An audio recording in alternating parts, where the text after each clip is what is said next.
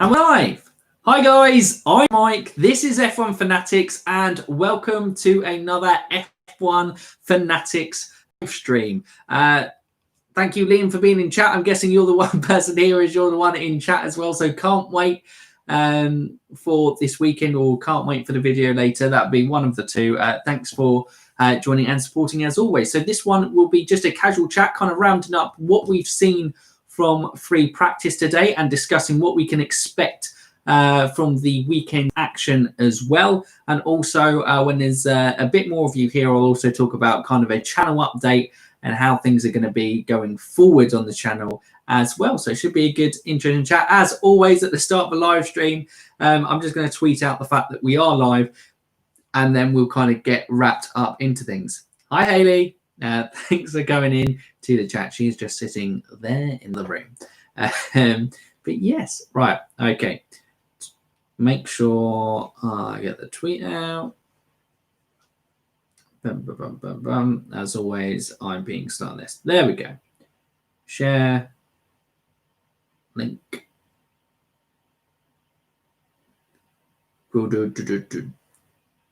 And does anyone ever have that on the phone where it just refuses to acknowledge your finger exists? Anyway, hi, Craig. Watching with good internet is so underrated. Oh, Craig. Oh, yes. Obviously, you've struggled with internet issues recently as well. But yeah, that's good. So obviously, just a bit more casual chat. I did obviously I think a poll, I think a couple of weeks ago, asking what would people prefer in terms of this, and it was after free practice 2, and we can round up things. So well, in first free practice, there wasn't really many surprises. You had the Mercedes leading the way with Lewis Hamilton on top, and then Max Verstappen completing the top 3, and then it looked like the Racing Points would be the next quickest, and Alex Albon would be behind there. But then on the qualifying sims, quite interesting. Hiya, Carola. Welcome into the chat on that front. But yeah, we're going into FP2 on the qualifying sims. Max Verstappen was fastest. Lewis Hamilton was only 3rd fastest. Daniel Ricciardo with a mega lap was actually 2nd fastest, only 0.04 of a second off Max Verstappen time. Very impressive from there. Hi, Katie. Welcome to the chat. And yeah, no, it was really kind of some surprise in this. And then, oh God, I mean, I'm wearing a Ferrari top today. Probably not the best day to be choosing my Ferrari gear to wear. Oh, Ferrari, we know that power unit is now slow, but ooh, it's very slow. The Alfa Romeos were both quicker than both Ferraris, and George Russell on the qualifying sims. Yes, Sebastian Vettel did make mistakes in there, but was genuinely quicker than Sebastian Vettel's time. I mean, yikes. Yeah, I was just getting some crashes onto a compilation I was making, hence why I missed the notification. I had Do Not Disturb. I hate being a Ferrari fan. Oh, God. Oh, Liam, it is a struggle, certainly on that front. But yeah, a little bit crazy in terms of it. But I hope with FP2 that it isn't just going to be a predictable race come Sunday. I know weather forecast, it's got less and less chance throughout the week of maybe potentially rain and everything from there. Hi, Cronus F1. Welcome to the chat. I really feel sorry for Ferrari. I don't know if I feel sorry for Ferrari. I feel sorry for Ferrari fans. I don't necessarily feel sorry for Ferrari because they have an enormous budget and managed to blow it and managed to stuff up everything on Ferrari. So I feel very sorry for the loyal and superb support that Ferrari fans give their team. But yeah, I certainly do not feel sorry for Ferrari because I think even at times they potentially have a bigger budget than Mercedes. And you just look what Mercedes do with their budget, and then you look what Ferrari do with their budget, and then you go, how did we get here? How did we really get here from there? Go from there. Yeah, Carol agreeing with the kind of feeling sorry for the fans. But yeah, I really do hope that there was a mix-up. There was a really good Albon was 4th quickest. Bottas was down in 6th quickest. Perez was there. Stroll was outside the top 10. I'm not sure if he had a compromised go from there. Hi, Nico's pondering. Thanks for coming into the chat. But yeah, I really... It was a brilliant mix-up of stuff in FP2. But I just only see Mercedes winning this weekend. And I know, obviously, this is probably... obviously, you guys will see that we didn't release a race preview yesterday. And that's actually one of the kind of channel updates that we're doing we're scrapping race previews. And they are going to be topic videos. And obviously, the one coming out later today, what's the time now? In just over 2 hours and 20 minutes, we're going to have our new topic video style. So what we'll do at the start, it'll probably be Friday, maybe sometime Saturday, Thursday, depending on how we're feeling, releasing it. And that's also going to be coming with the channel. It's going to be a much more relaxed release schedule.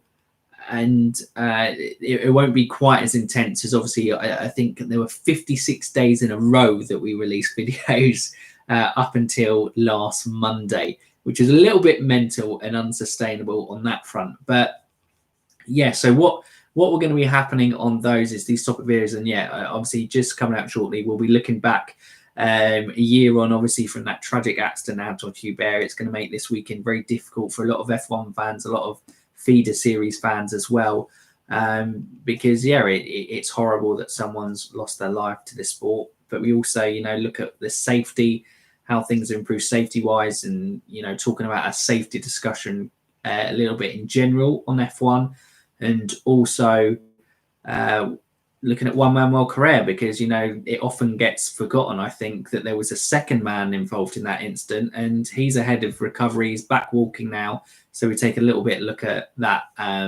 stuff from there. But yes, looking there, Josh coming in with his usual Albon podium, of course. Good there. Glad you're well, Nico. Yeah, very good myself. Thank you, mate. Carol, I still hope Max can spring a surprise, but start isn't usually his best track. Yeah, which is a surprise, because for so long, and it still technically is for this season, Spa is technically Max Verstappen's home track, with obviously his Belgian mother, and the Dutch fans have come in mass support there. But yeah, it traditionally hasn't been a happy hunting ground for Max. He's looked good this weekend, but you still feel with that Mercedes party mode that qualifying, they'll go from there, and they'll have such an advantage. It looks like Red Bull were actually running a more higher downforce setup compared to the Mercedes. And I think at one of the runs, Max was 8/10 quicker in sector 2, which is the real downforcey section, or where downforce is far more important in the lap compared to kind of the flat out long straight sections of the first couple. And yeah, that's quite a big advantage. But we saw it, I think, when they won race runs. Perez was coming up behind Lewis Hamilton, and the DRS stretch of the track is, you get such a massive advantage with DRS. You just, such a thing. The majority of overtaking will come on the Kemmel Straight, and it won't be like, a lot of the clips were circulating back of Spa 2000 with Mika Hakkinen pulling out that amazing move, using, what was it, the hands in terms of their going round, using the back marker to unsight Michael Schumacher and make that move. That was an incredible move, certainly on that front. But yes, I feel like the overtakes on the Kemmel Straight will be a lot easier on their front. Same, mate. Take Silverstone race 1. Low downforce. Seb didn't like it and wanted more. Race 2, they kept it same. Absolutely pitiful. Yeah, for Ferrari, their management and what they do with everything is just a little bit go from there. Nothing to do with this weekend's race, but what do you think about the recent tracks that have been announced? Funnily enough, Craig, that will actually be a topic video in a couple of weeks. So check out that one. But I'm excited for all of them. That's what I'll say about them. Obviously, Imola and Mugello, I think both are probably going to be mainly focused. They'll have brilliant Saturdays. But yeah, I don't know if the race is going to be too brilliant there. But Turkey, Portimao, and Nürburgring, all very exciting there. And if Nürburgring gets rain, like the European Grand Prix, was it 2008? 2008, I want to say, where it was Marcus Winkelhock, or, Magic Marcus, as I think Josh affectionately likes to call it. Is it 2007? I thought 2007 was a dry race where Mark Webber got cut up by Montoya. In 2007, I've marked that up. Maybe 2005, I'm thinking. But no, it wouldn't be. I must have been going well early, massively off. 2007. Of course it was. Magic Marcus, break the Winkelhock. There we go. But yeah, I think those racetracks will be a brilliant addition for the F1 2020 calendar. And it's just, I think we always do like, we're a bit as F1 fans, even if the races are a bit rubbish, we get excited. We're like, oh, something new. That's exciting.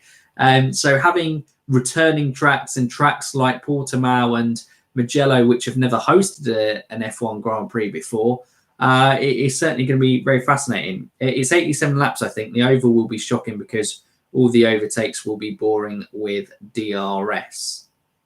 The oval. Not sure. What track are you talking about on that one, Cronus? Just go from there. Montoya wasn't racing 07. Of course he was. Where have I... Montoya last raced in 2006 as a teammate to Kimi Raikkonen in F1. Then he kind of quit, having got bored of it, didn't he, of not competing. So go from there. The Bahrain outer circuit. Oh, my God. What is that? Yeah, that's going to be mental. That is just straight.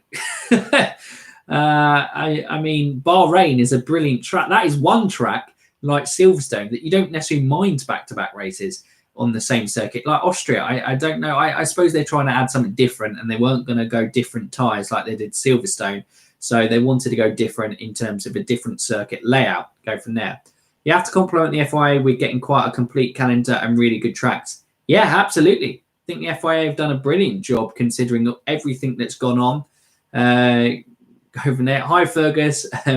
I presume you're not driving the car on that front, but yeah, thanks for tuning in from your car on that front. But yeah, I would say the calendar is a very good calendar considering everything that's gone on in the world, and comparing to other racing series that have struggled and had to cancel rounds and everything. And, Formula E had their bit of a mishmash, 6 races in 9 days. It's incredible what Formula One have been able to achieve in their go. And that'll break the shortest lap record. I've no doubt it just looks quick and straight. Bahrain is Tilk's best track that's still in the calendar. Yeah, I'd agree so. I think so. A lot of Turkey will be a lot of people excited from there, and Sepang, if it ever made a return, would excite people. But yeah, I think Bahrain is a fantastic stuff. If they want wacky races, why don't they use the Nordschleife for the Eiffel GP? I don't know, mate. Maybe because it's still one of the most dangerous tracks in the world, probably. And with modern F1 cars, that might potentially be a reason. It certainly would be a wacky race, though. So I'll give you that one on that front. Practicality is overrated. Absolutely, Josh. Just seen Danny Rick's second in practice. How did that happen? Yeah, just incredible lap. I don't know. Ocon seemed to be having a very low downforce or low draggy setup, and he managed to set a purple in sector 1 at one point. And Daniel Ricciardo had the more balanced setup between the two, and yeah, pulled out this amazing lap. It was pretty incredible on that front. And you hope, we always said that Renault tend to do better at the power hungry circuits, and so yeah, not really a surprise. I think that we're seeing Renault looking strong this weekend. Lando Norris again looks strong, so that's fantastic for him. Rango F1, big up Danny Rick, absolutely fantastic performance from him. F2 on in 10. Yeah, if you want to check out the F2 qualifying, that will certainly be an interesting one on there. Like I said at the start of the video, it is going to be a tough weekend, obviously, for those within the F2 paddock, certainly this year. Carolera, Renault did look good at this track, absolutely, and I'd expect Renault to be even stronger next week, because I think they finished 4th and 5th in Monza last year, and I expect them to be absolutely rapid there again. How do you think Kimi is going to do this weekend? Will he at least beat Gio and Williams? I think he'll beat Gio because Kimi's very good at Spa. Spa is one of Kimi's favourite circuits and I think one of his best circuits as a driver. And seeming as it was quicker than the Ferraris in qualifying, in the qualifying test. I'd expect Kimi Raikkonen to beat all of the Hasses, Williams, and Giovinazzi, and maybe even potentially other cars because he is very good at this circuit. And I think experience here does play in thin. Don't say that about Norris. I've gone with Sainz in fantasy. Sorry, Craig. I think Norris will do better here. Remember, Norris was running in P5 in Spa last year before his engine gave up on him on the penultimate lap, just as he crossed to go on to the final lap. So that was heartbreak for Norris. But yeah, he go from there. Gopsin, Dame, and Josh Revel next on the podcast. Fantastic. Fergus, that will be fantastic guests for the podcast on the Understeer podcast. Very interesting. Rumours around that Seb was to sign with Racing Point. Now we found out that he's been allowed of crud. How Lance and Checo are performing. No real need to change the lineup. Perez, I think, was quoted this week actually saying that he doesn't understand why Racing Point would change their lineup. He thinks they've got a really good setup with both, and you can't really disagree. You wouldn't say the main reason you tend to change driver lineups is if things aren't working for you as a team and you need to freshen up, or you think you can make a genuinely big improvement. And this is the question. Obviously, it's a discussion me and Josh have quite a lot in terms of is Sebastian Vettel a big step up for Racing Point at this point in his career? If we're talking end of 2014, Sebastian Vettel was a huge step up for Racing Point, and it's a no-brainer to sign. But coming at the end of the 2020 season, mixed couple of years with Ferrari. Yes, there's been faults with Ferrari, but there's also been faults with Sebastian Vettel. You know, really is Seb who he used to be? Checo knows that team inside out. Lance is proving a competent F1 driver and improving. I know FP2 didn't do him any favours today, but we'll wait and see when the money sessions happen to see where Lancey boy ends up, whether he qualifies well and also races well as well. He's been very good in the races. Go from there. Checo's had his time at Racing Point, I think. Potentially, I think that would be quite harsh. It's hardly like he's been underperforming at Racing Point and it's now his time to go. I think, yeah, going for now. I wouldn't be surprised if Vettel takes a year out. Maybe not. Go for there. Yeah, Josh obviously bringing in that question of is Vettel worth the risk? 100% worth the risk, proven race winner. Yeah, he is. And I think a lot of people will do that. But I think a lot of Sebastian Vettel people attached to the past, and it is difficult. Does Vettel have? I think obviously a lot of people, Craig Taggart's putting in the Vettel for a year out as well, like Alonso. Obviously, Carola saying that as well.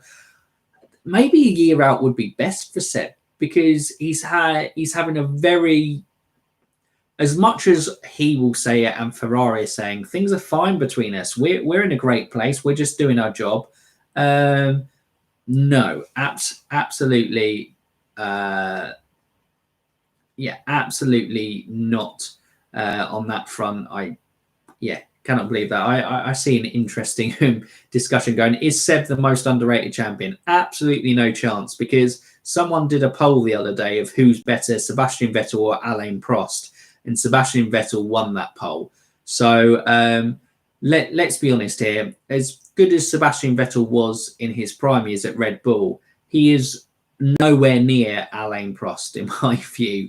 Alain Prost is one of the best drivers. He would be far more underrated than Sebastian Vettel in my books, because a lot of people go, and especially with the Senna documentary as well, Prost tends to get a bad rep. I mean, the guy almost won 5 or 6 world championships. Like, he outscored Senna. In modern day times, he would have won both championships with his time at Senna in McLaren. Almost won with Renault, lost by half a point in 1984 to a Monaco Grand Prix, being stopped early. He's crazy, yeah. Stupid. Nelson Piquet from Kronos is a big one as well. I wouldn't say Seb is the most hated world champion. Nico's up there for most hated as well, I would say. But yeah, crazy. Yeah, Prost had more podiums than Senna. He's more consistent over the course of his career. That's certainly for true. Go from there. Both of those guys in the 80s, Piquet and Prost, you know, that absolutely amazing drivers, and I don't think they're given enough credit. But then either are really kind of the old guys like Jack Brabham, first guy and I believe only man to win a constructor's title, win a driver's title in a car that he built himself. Well, him not personally as part of a team, but you know, those type of guys. He's a 3-time world champion as well. So, Liam just brought up Jack Brabham. You know, there are far more underrated world champions than Sebastian Vettel. I think Sebastian's just going through a hard time. And if we're being honest, has Sebastian levels? It's always this thing in Formula One. We almost want to be protective of our drivers, but we've got to be harsh truth sometimes when they're not performing. All the spins aren't down to Ferrari. Ferrari aren't making Sebastian Vettel spin a car. When Sebastian Vettel has spun the car so much in races and practice that it's become a meme, you know, I think that tells you a little bit about the performances of where you go from there. Josh Well, for me, Perez form has gone. Ranga, F1, that's an interesting one in terms of that. Perez form is gone. He was the highest scoring driver in the second half of the season in the midfield last year, and he's missed 2 races this season. First race, he was screwed over by strategy. The team got the strategy wrong. Went from 17th to 5th. It was 5th in the end, wasn't it? No, it was 6th, wasn't it? In Styria after that front wing damage. But yeah, I wouldn't agree at all. I think I would disagree with that statement a lot, that Perez's fault was gone. I think it was high. I think Perez has still very much got it. Kronos F1, Piquet won 3 world titles and is rarely mentioned on great drivers. And is on very few people's good list. I'm going to sort this out. Piquet most underrated, Nico most hated, Seb not underrated. Yeah, I think Kronos. I'd agree with those sentiments, certainly. Yeah, Piquet is just criminally underrated, especially what he did in that Brabham team. But Piquet is part of why Prost and Piquet are underrated for me. Is they're the drivers you admire, but they're not the type of drivers who get you on the edge of the seat. There aren't too many massive clips of amazing races or overtakes from, the Piquets, Nelson Piquets of the world. You know, that's reserved for the Mansells, the Sennas of the world. You know, that's the type of get side. They didn't have necessarily outstanding performances in the rain like Schumacher, and obviously Hamilton has as well. So that's where we go from there. We know that Sebastian can handle being in a top team and having an inter-team championship battle. Do we know that Perez can actually do this? He loves to crash into teammates. Whoa, I would say Ocon was a difficult teammate in that one. Perez and Ocon just clashed. That was just a partnership that didn't work. I would say that Perez, through his career, has actually got on with teammates very well. So, bar 2 seasons with Esteban Ocon, I wouldn't necessarily say, David Garcia, that sums up everything. And Sergio Perez, we don't know. Well, Sebastian Vettel, do we know now? Do we know that he can handle that pressure? Like right now in 2021, do we know whether he can handle that pressure? I don't honestly know. He has done in the past, but I don't know. Let me stop there. Don't you think that Ferrari could have done more? They literally kept building a low downforce cars. No, look, Kronos, I completely agree with you. Ferrari haven't built... I've always said this. you look at Mercedes, you look at Red Bull, and they build cars around their drivers to suit their lead driver and make sure they get the best performance. Ferrari have a little bit of arrogance about them. Well, I'm pretty sure they build a car that they go, I'm just going to build a car that I think's fast, and then I'm going to tell the driver to drive it whether it suits them or not. And absolutely. But Sebastian Vettel is still clearly very talented, but he is now what you classify as an unknown entity. And he will still probably get very good performances. But is there any guarantee that the Racing Point car will suit Sebastian Vettel more? I know, obviously, it's a carbon copy of the Mercedes at the moment, but going into 2022, potentially they could build it around. It's difficult to go from there. Go from there. He did have the same issues with Jensen. Yes, a little bit, but I think that season with McLaren was a very difficult season in 2013. I'll give you that. But yeah. Here we got a little big one. Kimi as an overrated champion. I disagree completely, but I'm a fan of Kimi Räikkönen. I think between 2002 and 2007, he was incredible. He was absolutely fantastic. And I think modern day Kimi forgets. From 2014 onwards, I can say probably Kimi's performances were overrated in terms of that. But, 2012, he got that Lotus to third in the championship. Like, let's not kind of forget that the guy is one of the most naturally gifted drivers that we've seen in the past couple of decades of Formula One.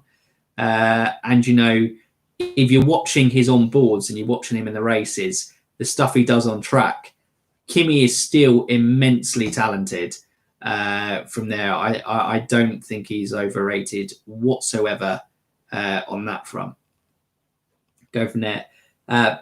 Perez had to fill Hamilton's shoes. He did, and also that was the start of McLaren's decline, so it was a little bit difficult for a young driver who had a standout season for a good Sauber in 2012. Ferrari are the opposite to Red Bull in terms of building a car. Red Bull have a car suited to Max. Ferrari build a car and shove it in front of the drivers. Yep, absolutely, I would agree on that one.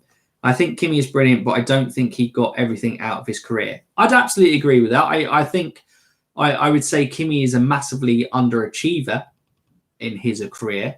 And so I could maybe see why people argue he's overrated because he didn't achieve what his talent necessarily merited.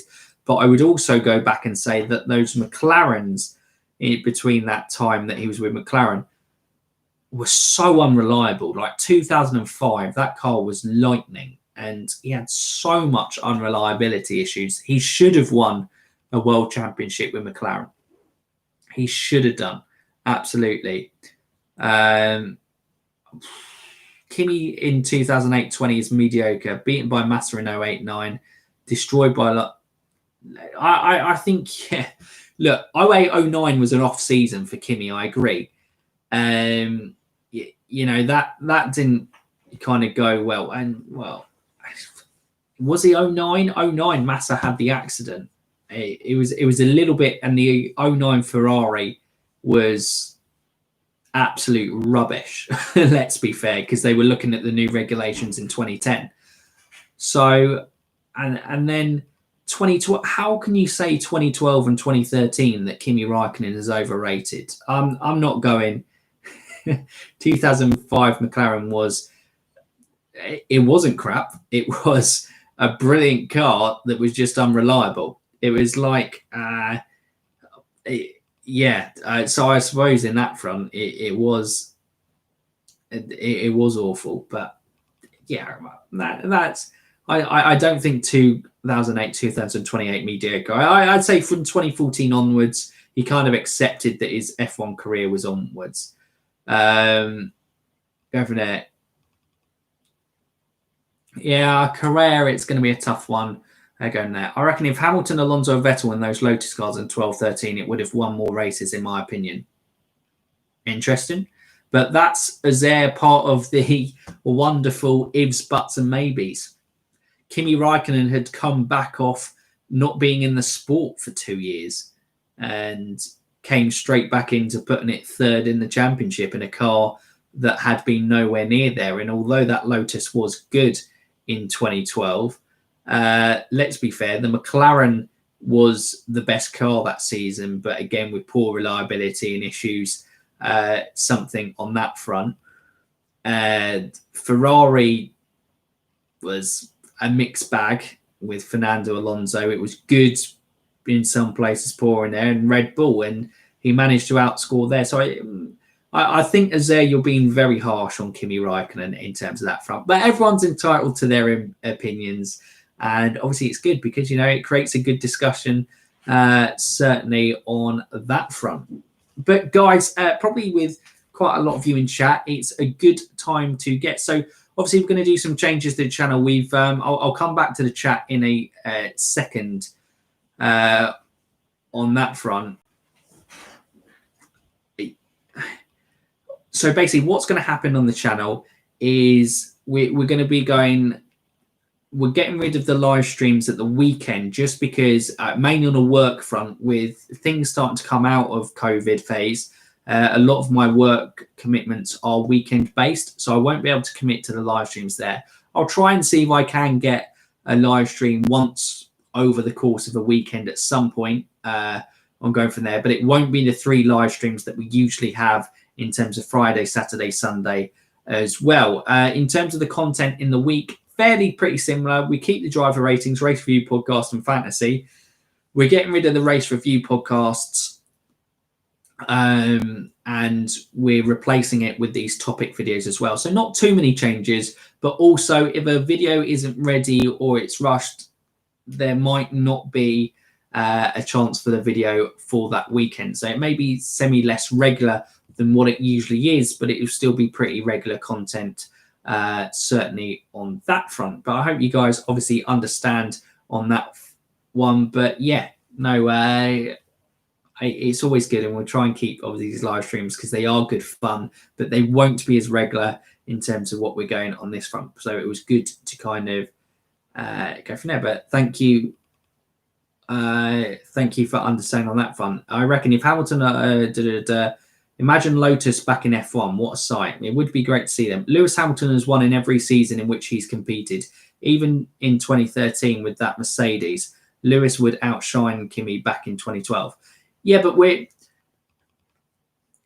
yes, and if Lewis didn't outshine Kimi back in 2012, then I would be surprised, Cronus. So I'm not too sure what that is, because Kimi had 2 years out of the sport, and Lewis Hamilton is one of the best drivers of all time. I don't think that's really up for grabs. Kimi isn't in that bracket for me, but I definitely don't think he's overrated in terms of his world championship. I think, a lot of people forget how good Kimi Raikkonen actually was, and I don't think they give him enough credit for that 2012, despite how good that Lotus was.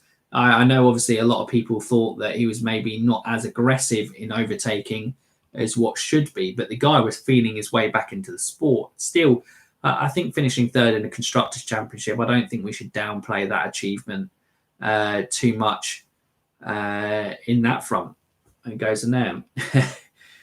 Yeah, that was what I'm saying. However, I agree, he's not a GOAT, but he was and is mental. Yeah, absolutely, yes. No, I'm sorry, I've read that back and absolutely agree. Certainly on that front. But yeah, that was an interesting chat on that. But guys, anything more to add? Any more discussions or topics to have on drivers, or news from the week, or anything from free practice that you'd like to discuss? I'll leave you some time in chat to go from there.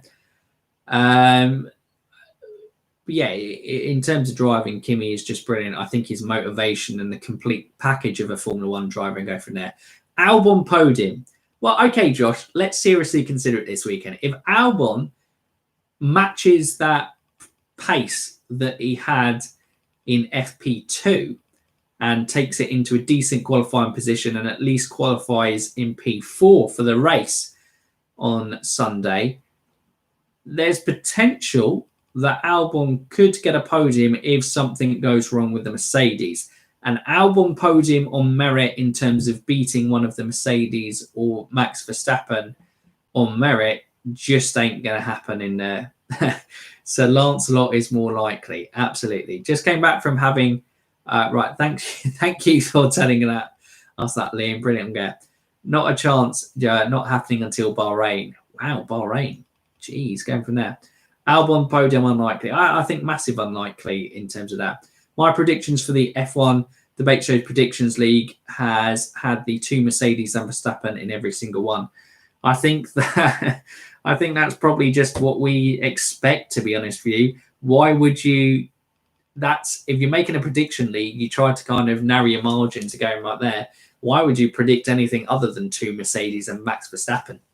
That's you can gamble a little bit, but it certainly doesn't on that front. It would be interesting there, but yeah, I think looking ahead to the weekend, as this will be the one live stream of the weekend, unless if the race is good and I've got a bit of time, I might jump on for half hour after the race on Sunday. I'll give you that.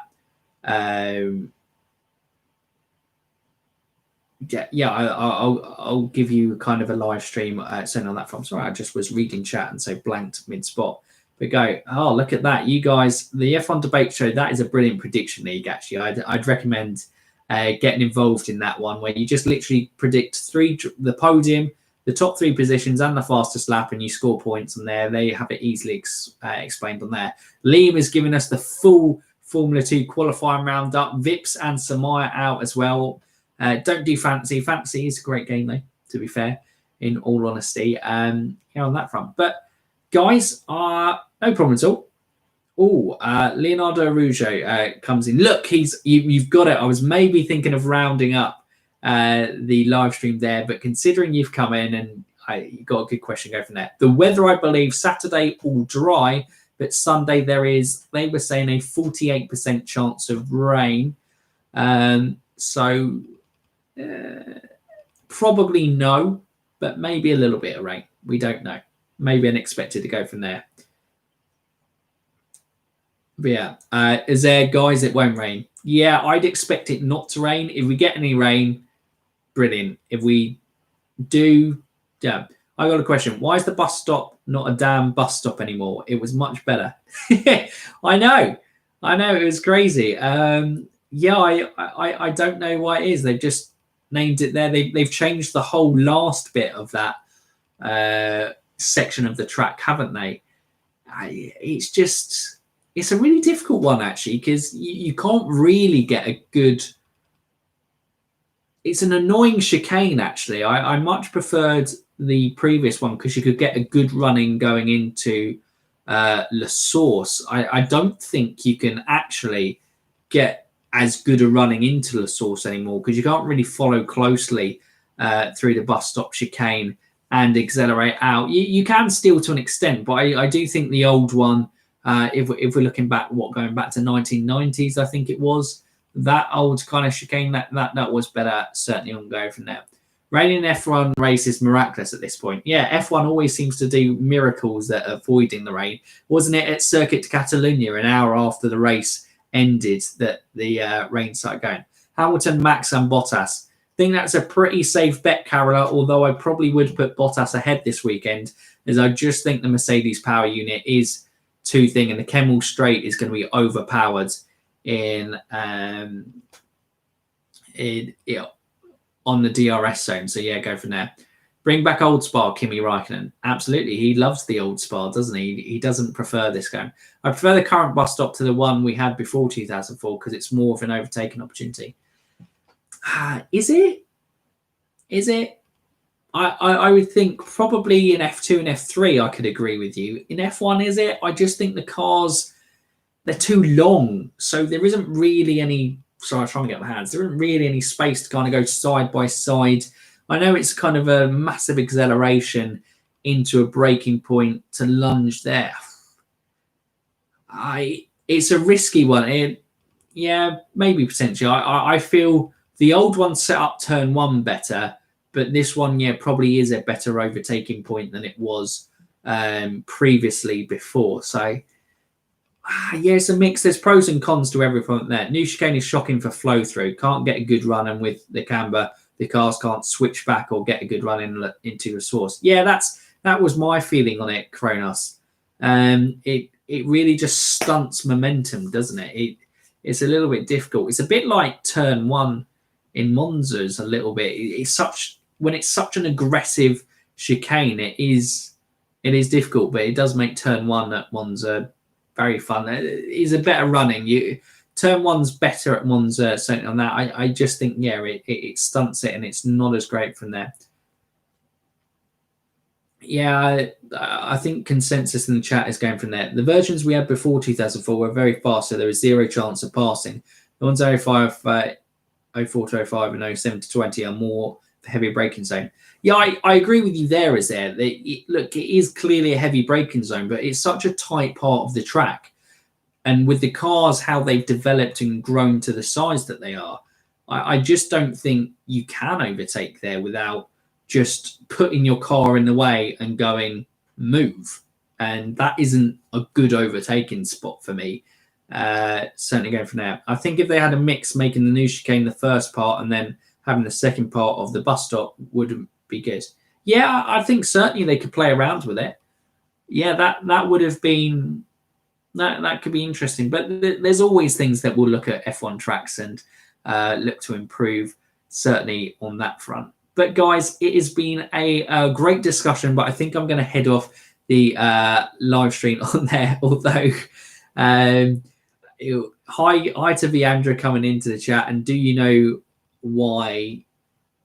Yeah, not sure on Abe. But yeah, I was going to round there. Hi, Viandra. Sorry for just jumping in chat. I am going to round off the live stream there. Hope you guys have enjoyed. Obviously, you can catch this live stream back. Obviously, what's the time now? So in just about an hour and 45 minutes, our video will be going live tonight, going 1 year on from Spa. Obviously, that,